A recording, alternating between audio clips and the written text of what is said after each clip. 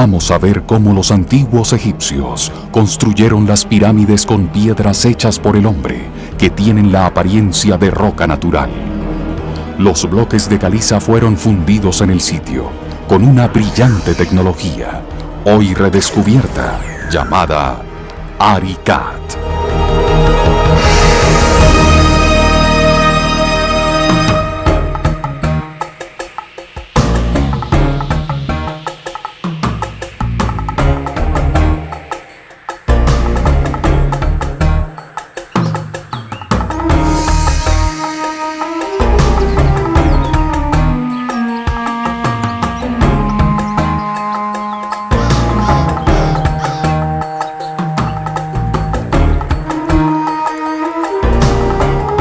Las pirámides, algunas como esta, enormes y majestuosas.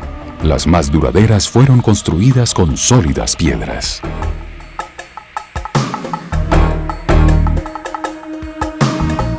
Piedras que han guardado un secreto durante miles de años.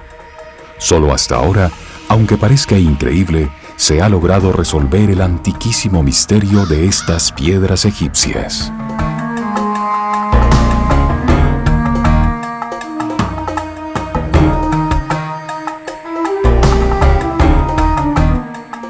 Soy Walter Broderick y pertenezco a un pequeño equipo de investigadores independientes interesados en buscar respuestas a algunos de los enigmas del pasado.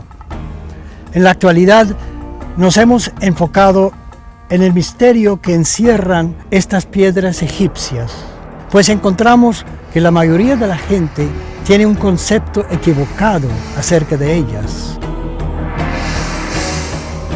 Cree que las pirámides fueron construidas de una manera que, bien examinada, resulta imposible.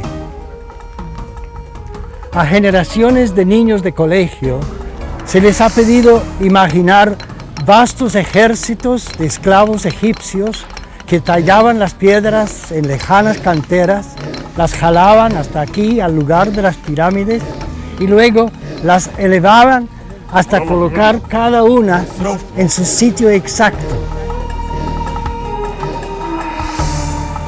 Pero, ¿cómo podría haberse hecho esto en realidad?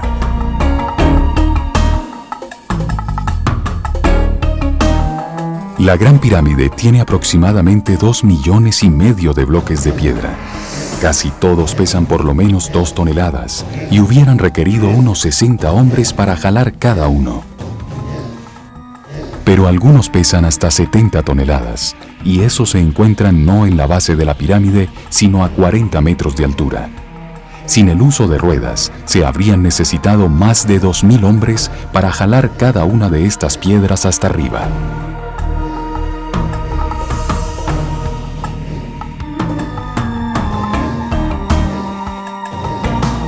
¿Cómo lograron construirla en tan solo 20 años, que fue lo que reinó el faraón Keops? Para lograrlo, habrían tenido que colocar en su sitio por lo menos 400 bloques diarios a partir del día en que el faraón asumió el trono.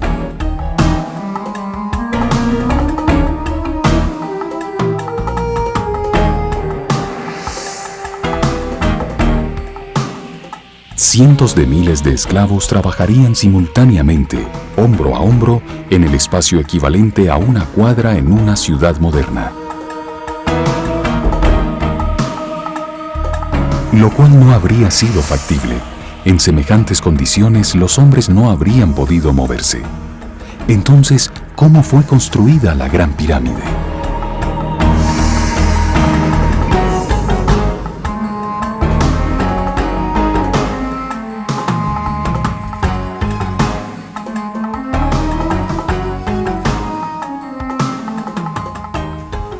¿Cómo podrían haber cortado estas piedras, que son extremadamente duras, con solo las herramientas más primitivas? En el mejor de los casos, habrían tenido una sierra de cobre, algo parecido a esto.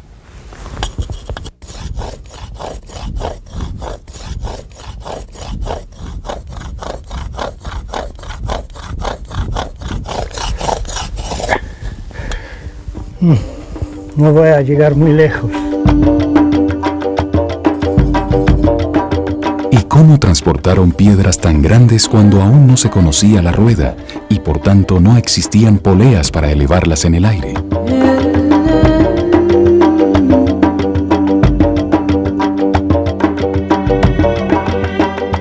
¿Cómo hizo una civilización sin metales duros para tallar los millones de bloques de la Gran Pirámide, ajustándolos a solo 10 tamaños exactos para que al colocarlos se pudiera evitar la formación de juntas verticales en toda la estructura? Por fin se ha encontrado la respuesta, pero antes de revelar el secreto de cómo las pirámides fueron fundidas en el sitio, observémoslas más de cerca. Y sobre todo, examinemos con cuidado estas misteriosas piedras con las que fueron construidas.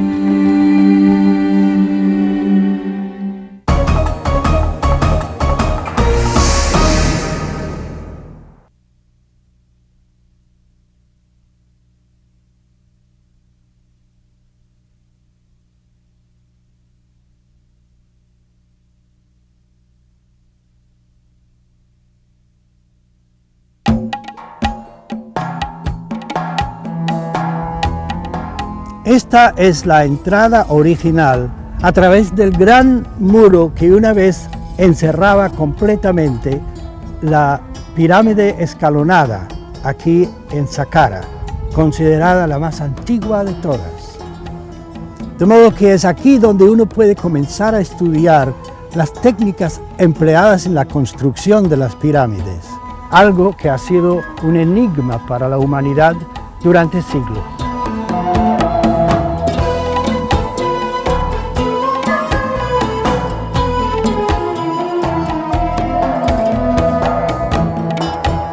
Las pirámides en Egipto están concentradas en un área relativamente pequeña, muy cerca al Cairo, al oeste del río Nilo.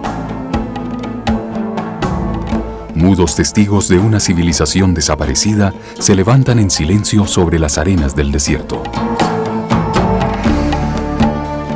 Durante miles de años, muchas de ellas estuvieron sepultadas bajo estas mismas arenas. Fue solo en los últimos 200 años que los arqueólogos comenzaron a descubrirlas. El estudio de esta cultura, desaparecida hace tanto tiempo, recibió un temprano estímulo cuando Napoleón Bonaparte encabezó una expedición a Egipto en 1798. Su propósito fue más allá de lo militar.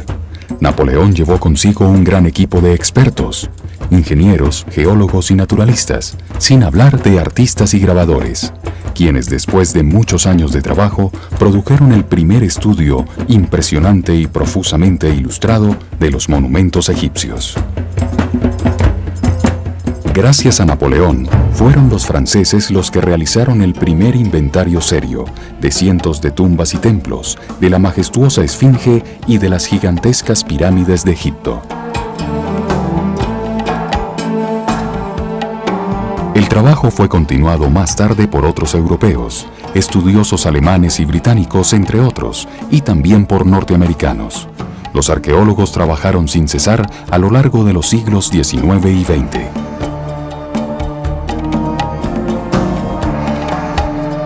Las pirámides han sido objeto de estudio por cada nueva generación de egiptólogos, escudriñadas y examinadas una y otra vez debido a su capacidad para iluminar la historia temprana de la humanidad.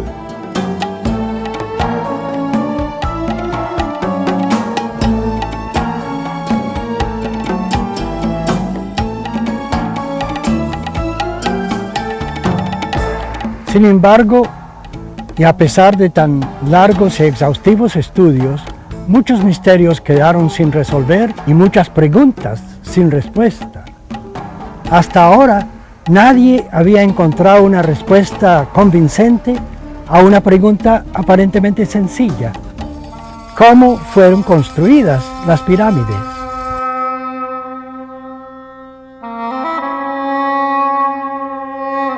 Es muy extraño que las más imponentes de todas estas montañas hechas por el hombre no fueron las últimas en construirse, sino las primeras y más antiguas.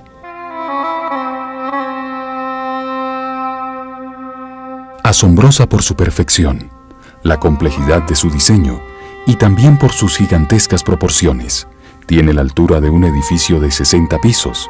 La Gran Pirámide de Keops se encuentra al lado de la moderna ciudad de El Cairo.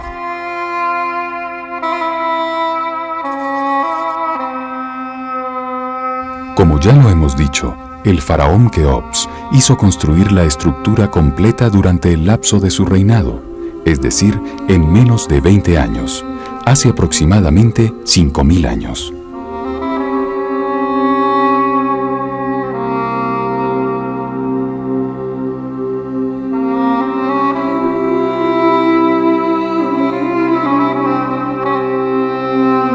La única pirámide comparable como logro de diseño y construcción es esta, la primera que se construyó, la pirámide escalonada, levantada aquí en Saqqara unos 100 años antes de la Gran Pirámide.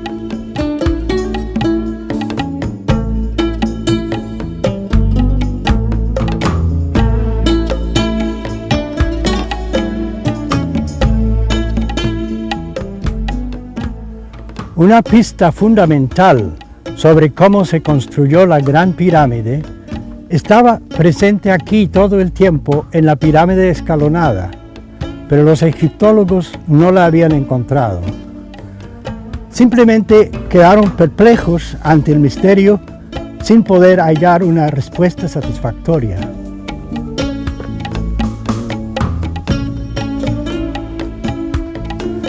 Parece que no estaban buscando en el lugar correcto. Los que examinaban las piedras de las pirámides eran arqueólogos, historiadores, ingenieros y arquitectos. Cuando estas piedras fueron sometidas al ojo analítico de otra clase de científico, comenzaron a revelar su secreto.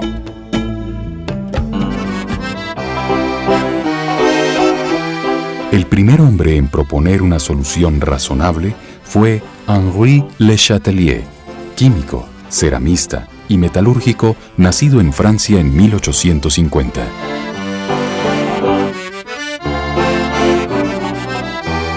A comienzos del siglo XX, observó que la famosa estatua de Kefren no tenía en su superficie marcas de las herramientas con las que pudo haber sido tallada. Sin embargo, fue hecha de diorita, una de las piedras más duras que existe. Y en una época, además, cuando los artesanos no poseían sino cinceles de piedra o de cobre, Le Chatelier concluyó que con herramientas como esas no hubiera sido posible tallar semejante obra maestra.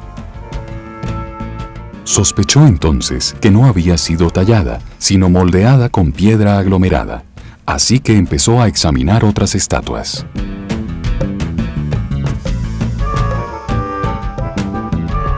Se concentró en unas aparentemente esmaltadas, cortó secciones de ellas con una sierra de diamante y encontró que el esmalte no era una capa aplicada a la superficie, sino parte integral del material en el que estaba hecha la estatua.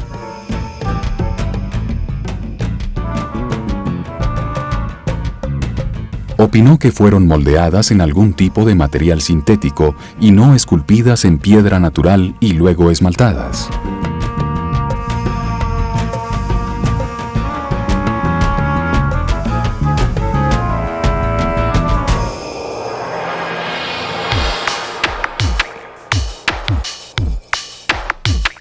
En tiempos más recientes, en Saint-Quentin, cerca de París, otro francés, el Dr. Joseph Davidovits, retomó el estudio donde lo había dejado su predecesor.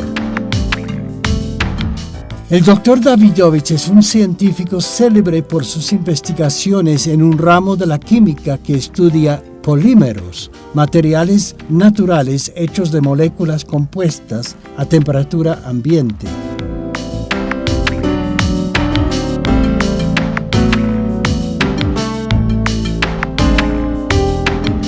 Ha enseñado en varias universidades de los Estados Unidos, ha publicado 2 importantes estudios sobre las pirámides y ha patentado una serie de productos para la manufactura de cementos y concretos.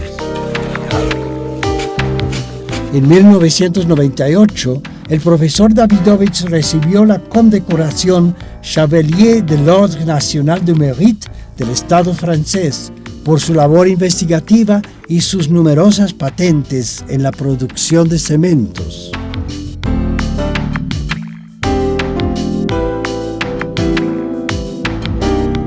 Siguiendo los pasos de Le Chatelier y armado con sus conocimientos químicos y su especialización en cementos y piedras aglomeradas, el doctor Davidovits empezó a estudiar los materiales con los que se hicieron las pirámides. ¿Cómo pudieron tallarlas?, se preguntó, y tan perfectamente, con las herramientas primitivas de las que disponían aquellos trabajadores del antiguo Egipto. En el mejor de los casos, tenían que haberlas cortado con serruchos de cobre. Ahora bien, el cobre es un metal blando que no sirve para tajar duros bloques de piedra caliza como los que se utilizaron para construir las pirámides. El profesor Davidovits quedó convencido de que un examen más detallado de esos mismos bloques podría resolver el enigma.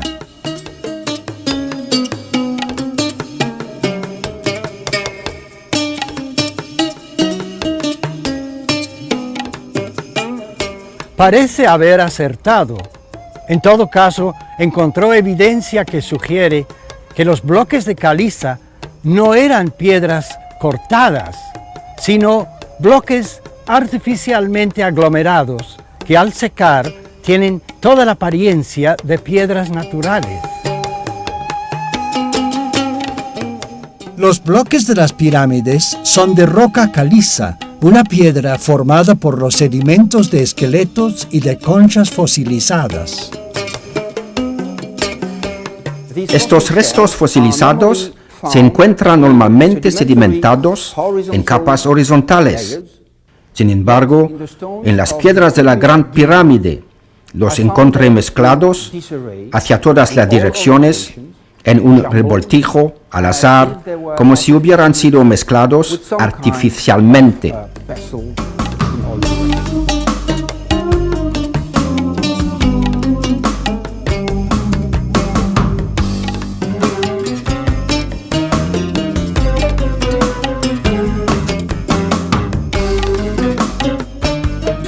Otro fenómeno que observé en los bloques fue la presencia de burbujas de aire junto con fibras orgánicas, quizás pelos, materiales extraños jamás encontrados en caliza natural. Un fenómeno que solo se explica si las piedras fueron fabricadas por el hombre.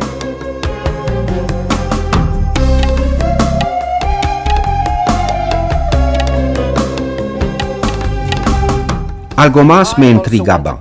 Si las piedras fueron talladas, como cree la mayoría de las personas, ¿dónde están los desperdicios y fragmentos de los bloques rotos? La caliza es una piedra que con frecuencia se parte cuando es cortada. 25 millones de toneladas de bloques de caliza tendrían que haber producido millones de bloques quebrados. Sin embargo, no se ha encontrado ni rastro de ellos. ¿Dónde están?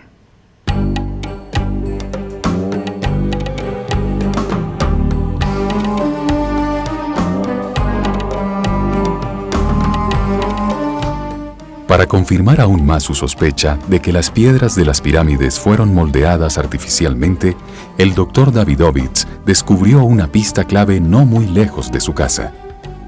Fue en el Museo del Louvre, en París, donde se preserva la estela de Irtisen. Los textos grabados en esta vieja piedra, aunque no datan de la misma época de la construcción de la Gran Pirámide, son muy antiguos. Fueron inscritos hace 4000 años. Esto es la estela funeraria y autobiográfica de un maestro artesano de la casta sacerdotal de nombre Irtisen, quien vivió 2000 años antes de Cristo. En ella afirma que posee un conocimiento secreto para fabricar estatuas de piedra, no tallándolas, sino fundiéndolas en moldes. Irtisen dice que usaba una mezcla de materiales que se endurecían dentro de los moldes, permitiéndole reproducir cualquier tipo de objeto, un material que el fuego no podía consumir ni el agua diluir.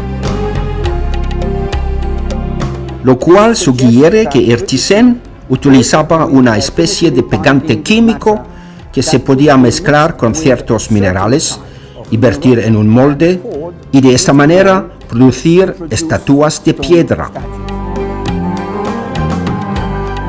El profesor Davidovich había empezado a elaborar su tesis y estaba muy contento de haber encontrado este indicio. Con la aprobación entusiasta de unos distinguidos egiptólogos, redactó su propia versión del texto, traduciendo las palabras del maestro artesano.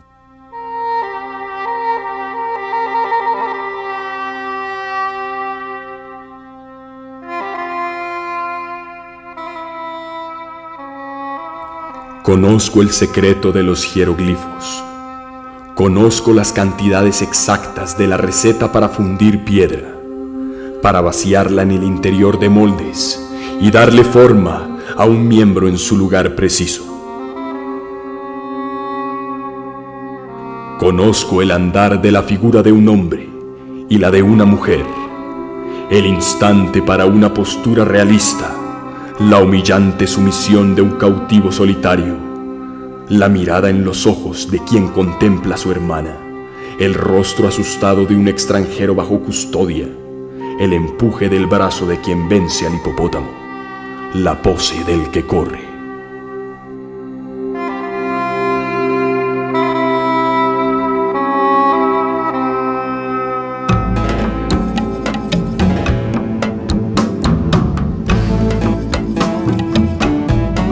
Sin embargo, para el doctor Davidovich, este texto, aunque muy significativo, fue solo un comienzo. Unos datos más importantes aún sobre técnicas de aglomeración estaban esperando para ser descifrados en otra antigua estela que se encuentra aquí en la isla de Sehel, sobre el gran río Nilo.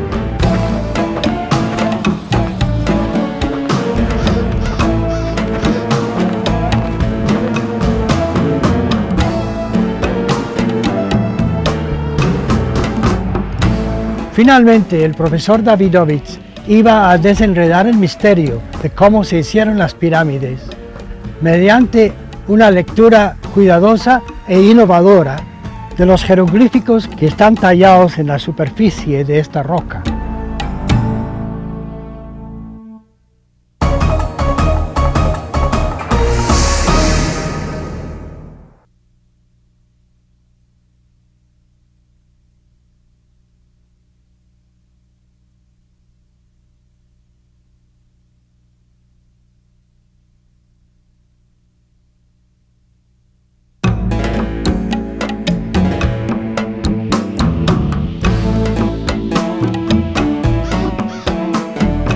Esta roca se conoce como la Estela de la Hambruna y ocupa su sitio original aquí en la isla de Sehel, sobre el río Nilo. Su texto aparece, como pueden ver, en jeroglíficos, ocupando 32 columnas que deben leerse de derecha a izquierda.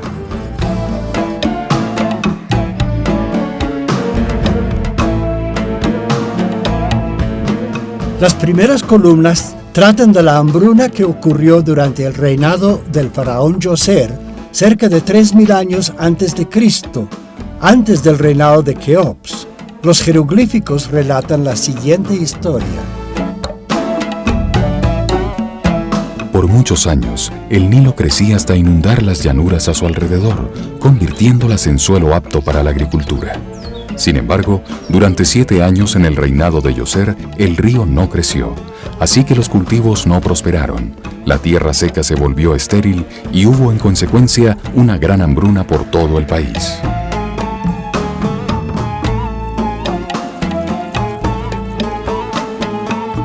Pero el interés del profesor Davidovich se enfocó no tanto en los pasajes históricos sobre la hambruna, como en aquellos que describen una fórmula química empleada en tiempos antiguos por un sacerdote, el sabio Imhotep, para fabricar bloques de piedra aglomerada.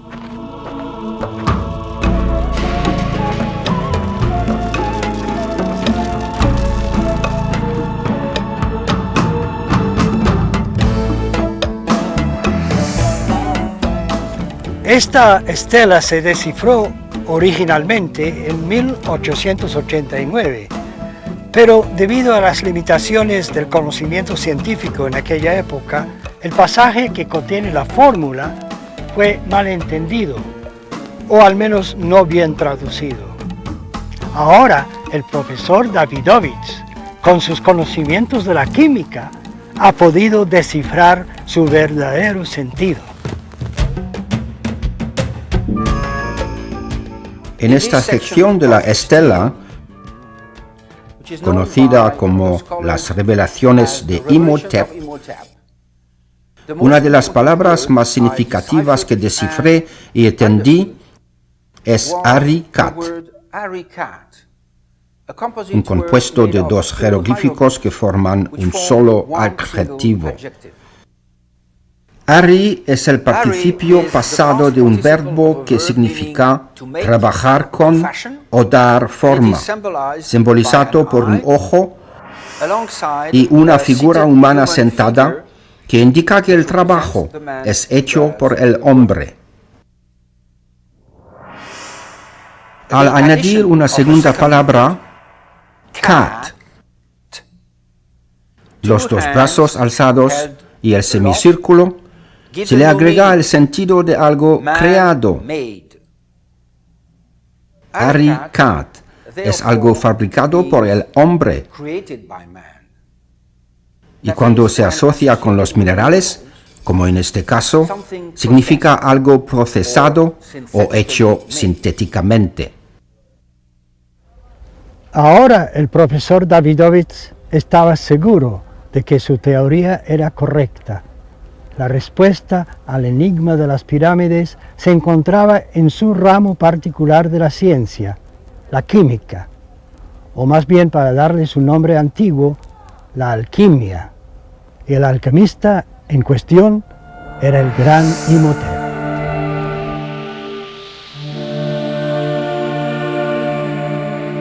Canciller y sumo arquitecto del faraón Djoser, fue Imhotep quien diseñó y construyó la pirámide escalonada en Saqqara, la primera manifestación de conocimientos superiores que se conoce en Egipto.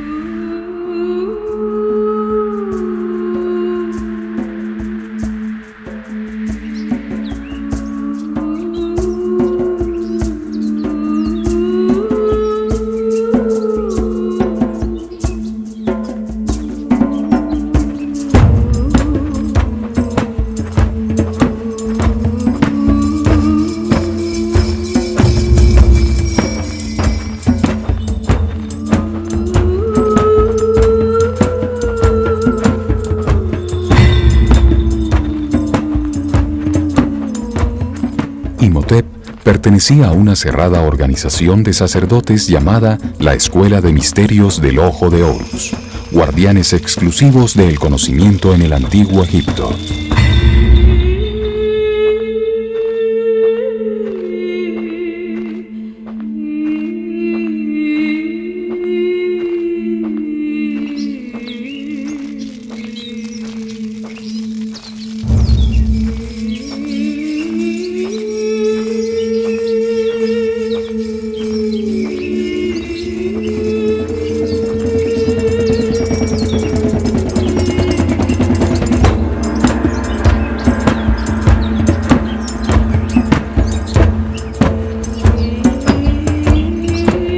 Imhotep, cuyo nombre quiere decir el sabio que viene en paz, fue venerado en Egipto durante 3000 años, es decir, desde su propia época hasta las conquistas de Egipto por los griegos y los romanos.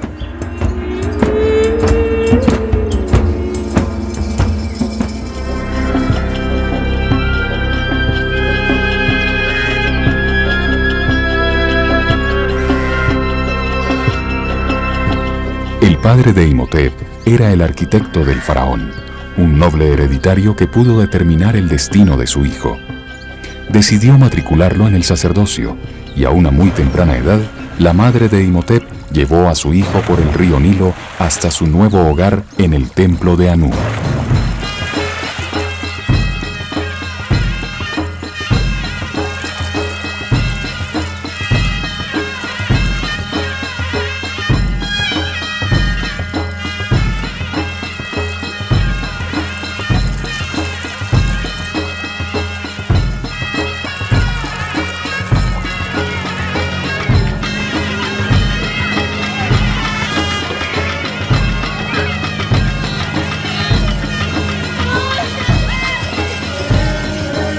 Fue allá, en ese centro de ciencia y religión, en su gran biblioteca, donde Imhotep empezó a aprender el significado de los símbolos, a leer y escribir en el lenguaje de los jeroglíficos.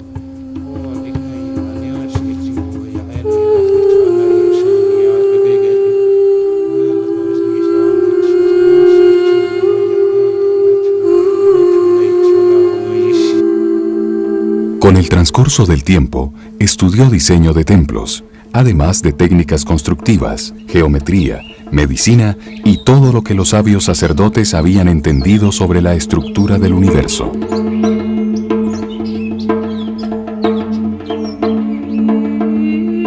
En las noches, aprendió cómo ubicar la posición de la Tierra en el mapa de las constelaciones y a calcular el paso del tiempo mediante una lectura de las estrellas.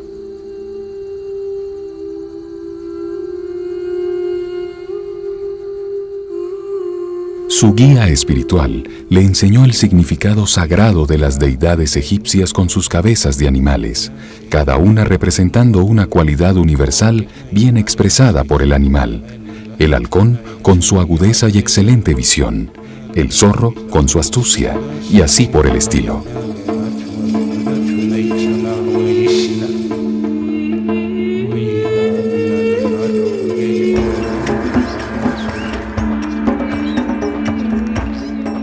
Un buen día, su mentor decidió que ya había alcanzado un grado de sabiduría tal que merecía ser ascendido y entrar al segundo sector del templo, donde iniciaría su entrenamiento en asuntos de alquimia.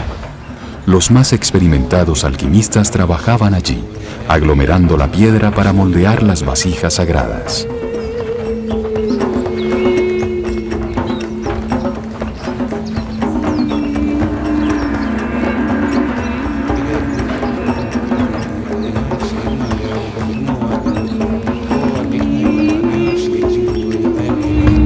Había llegado el momento para que Imhotep rindiera homenaje al dios Num, el dador de las formas y creador del cuerpo humano, a quien todas las vasijas eran ofrecidas. En ese momento debía jurar que únicamente transmitiría a su sucesor los conocimientos secretos sobre la química que estaba a punto de recibir. Solo un sacerdote científico podía fabricar vasijas de piedra, por ello gozaba de un estatus especial. Sus conocimientos le permitían darle forma a la piedra y la piedra era el símbolo de lo eterno.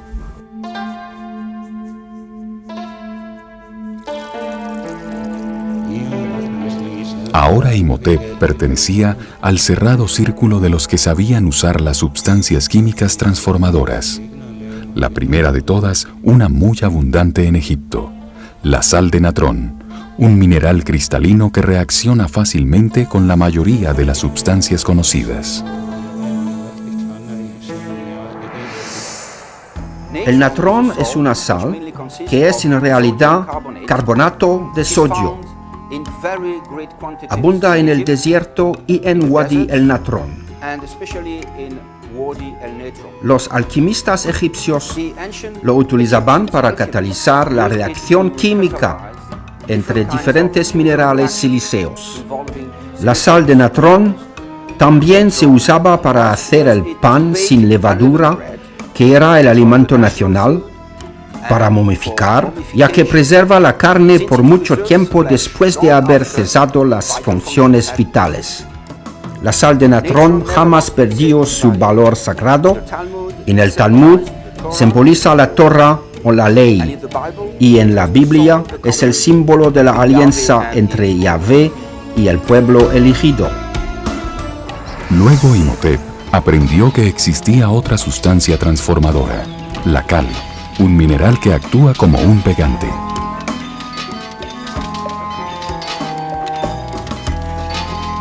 Aprendió que para producir la cal había que quemar y reducir a cenizas rocas como la caliza y la dolomita, formadas por los restos sedimentados de los organismos marinos. El fuego oxida y convierte la roca en un residuo polvoriento, y eso es la cal.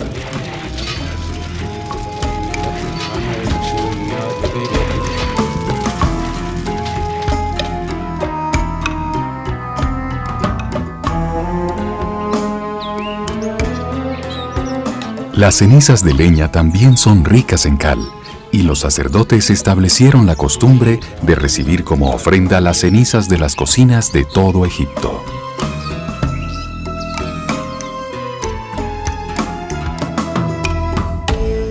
Luego Imhotep descubrió algo extraordinario. Cuando la cal se mezcla con sal de natrón en agua, se produce una tercera sustancia, mucho más corrosiva, que causa una fuerte reacción química y transforma a los demás materiales. Había encontrado lo que conocemos hoy como soda cáustica.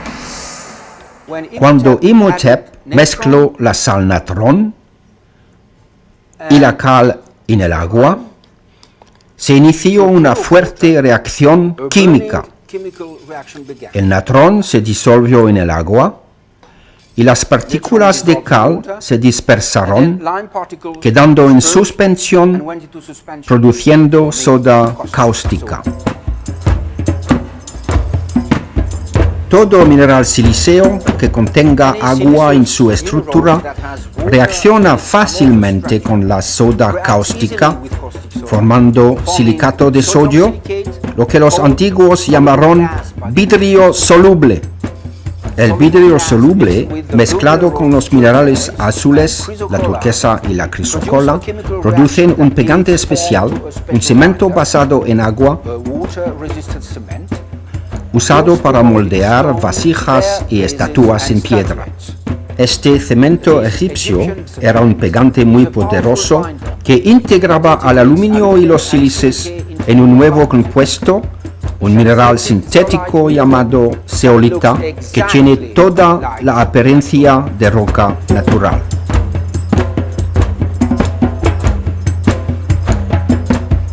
Como ya veremos, no pasaría mucho tiempo antes de que los sacerdotes egipcios llevaran esta técnica a su conclusión lógica. Pronto estarían produciendo ya no pequeñas estatuas, sino inmensas montañas artificiales de piedra.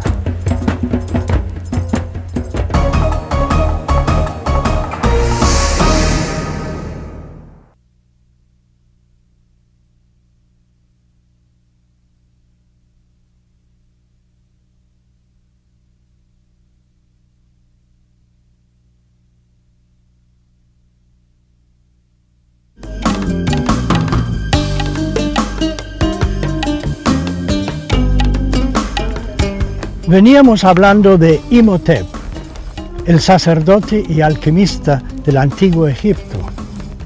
Ahora bien, los conocimientos que había adquirido hasta entonces solo le permitían moldear pequeñas vasijas sagradas que parecían hechas de piedra natural.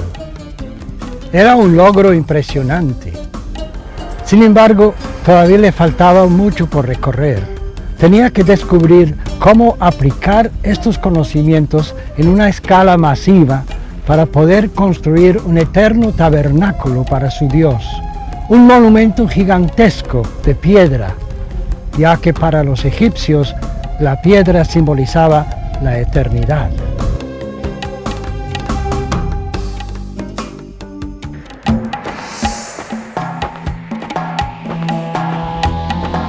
Imhotep intuía que la solución estaba en reproducir el pegante mineral usado por la naturaleza para solidificar los restos de organismos marinos en la formación de rocas calizas muy duras, capaces de resistir presiones enormes, un sol inclemente y unas lluvias recias durante millones de años.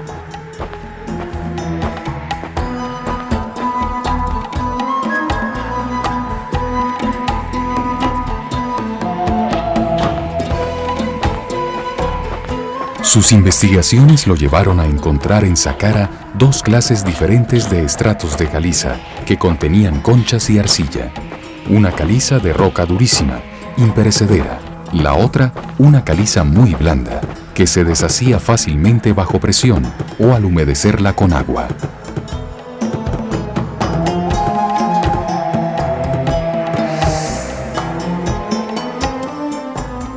En el borde de la plataforma de Saqqara encontré dos tipos distintos de piedra caliza. La primera es un material muy duro, capaz de resistir al sol, lluvia y presión. Y en el medio encontré un material muy blando que se puede desagregar muy fácilmente. Este puede ser el material requerido en el proceso de reaglomeración del bloque de piedra caliza.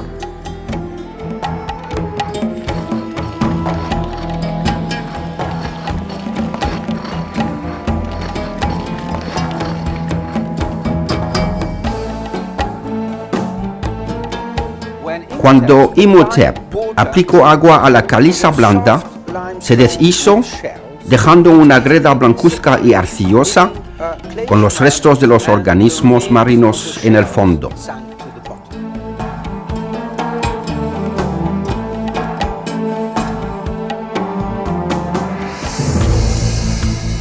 Solo le faltaba encontrar cuáles sustancias debía agregar para endurecer la greda de nuevo y así formar bloques que tuvieran la misma consistencia compacta y dura de la caliza imperecedera. Seguramente Imhotep experimentó con varias sustancias hasta que mezcló esa greda de caliza suave con soda cáustica. Eso desató una reacción entre la greda y la cal, que produjo un poderoso pegante.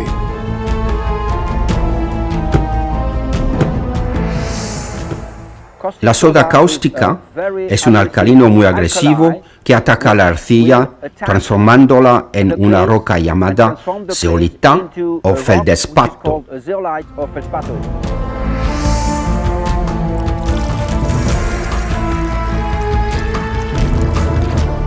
El mismo pegante geológico que normalmente necesita miles o tal vez millones de años para formar una piedra, consolidaba y solidificaba conchas y demás agregados en cuestión de 24 horas, y se demoraba unos 30 días más hasta secar completamente.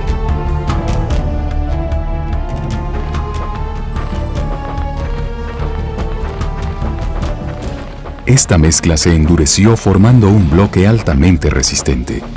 Imhotep pudo presentar un bloque de piedra artificial a su soberano, el faraón Djoser.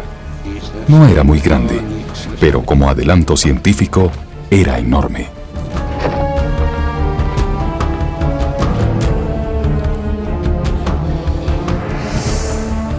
Imhotep había inventado el Arikat, la tecnología para moldear piedras que utilizaría en la construcción de la primera pirámide. Esta, la pirámide escalonada, diseñada y construida bajo su dirección durante el reinado del faraón Djoser.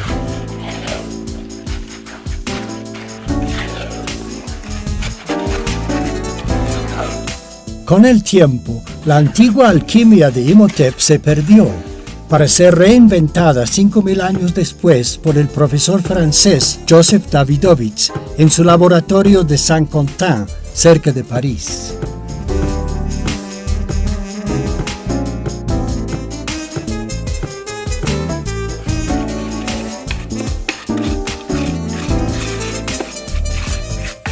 El profesor Davidovich se sentía tan seguro de la fórmula que había descubierto en la estela de la hambruna que se puso a fabricar una piedra artificial tal como lo había hecho el gran Imhotep tanto tiempo atrás. Su experimento fue un éxito.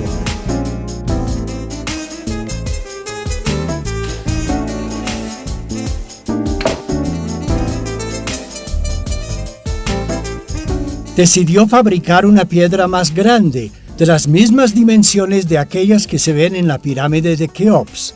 Siguiendo la receta de Imhotep, el profesor produjo un bloque de 2 toneladas.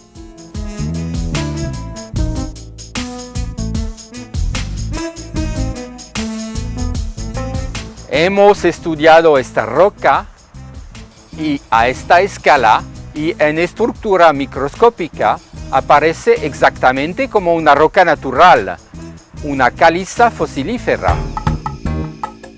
Si el profesor Davidovich tiene razón al afirmar que los antiguos egipcios habían desarrollado tan sofisticada tecnología, entonces, ¿por qué no llegó hasta nuestros días?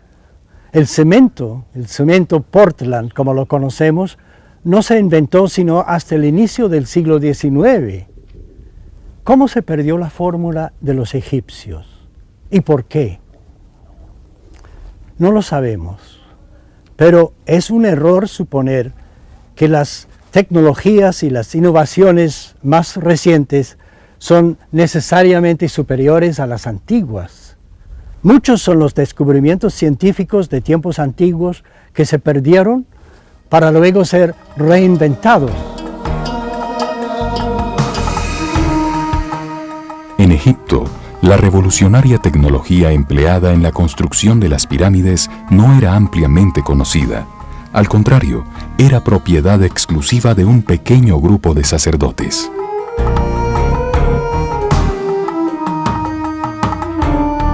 Por lo tanto, podría desaparecer fácilmente durante los dos periodos intermedios de guerras y revueltas internas que desgarraron a Egipto, sin hablar de las sucesivas invasiones y los saqueos de los tesoros egipcios por parte de los etíopes, los sirios, los persas, los romanos, los nubios y los griegos a lo largo de miles de años.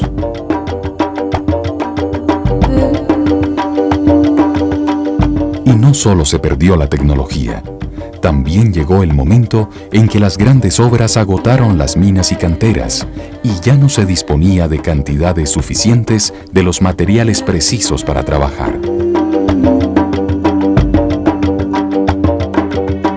Existen jeroglíficos que registran sus expediciones en busca de los materiales requeridos y, como se sabe, no los encontraron.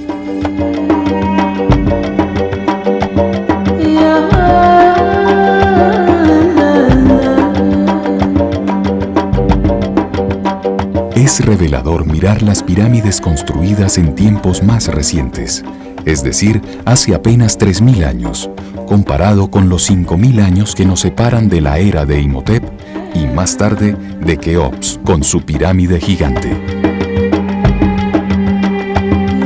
La construcción de pirámides se volvió menos eficiente. De hecho, la mayoría de aquellas que no son tan viejas como la pirámide escalonada o la gran pirámide de Keops están hechas sobre un núcleo de arena forrado con piedra caliza.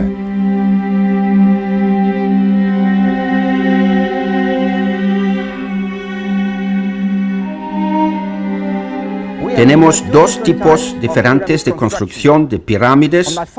A lo lejos, la pirámide de Djoser, hecha con bloques de piedra caliza elaborados en moldes.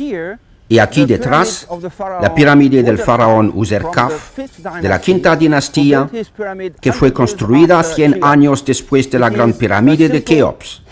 Es un conjunto de piedras naturales que provenían de las cercanías o directamente del suelo de aquí.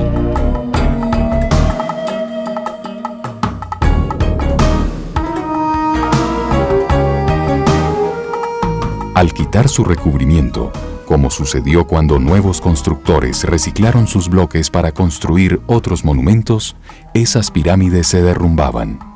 Su material no era comparable con aquellas piedras duraderas con las que se hicieron las estructuras más antiguas.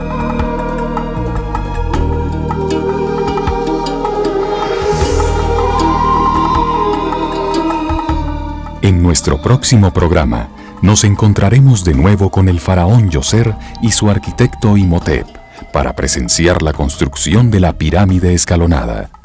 Veremos cómo la fórmula de Imhotep fue perfeccionada y utilizada en la construcción de pirámides posteriores.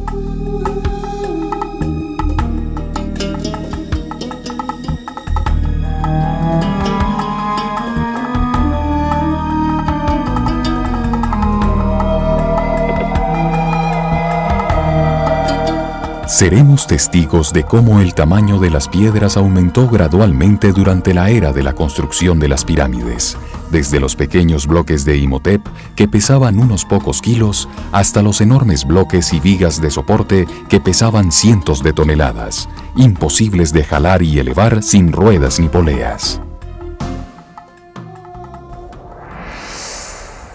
La explicación propuesta por el Dr. Davidovich todavía no ha sido aceptada universalmente por los egiptólogos. Muchos siguen propagando la imagen de cómo miles de esclavos jalaban las piedras a los sitios de las pirámides para luego elevarlas mediante rampas. Pero si el doctor Davidovich tiene razón, y todo parece indicar que sí la tiene, entonces su hallazgo va a tener grandes repercusiones. La egiptología, como ya se ha dicho, es una ciencia relativamente nueva. Algunos dirían que aún está en su infancia.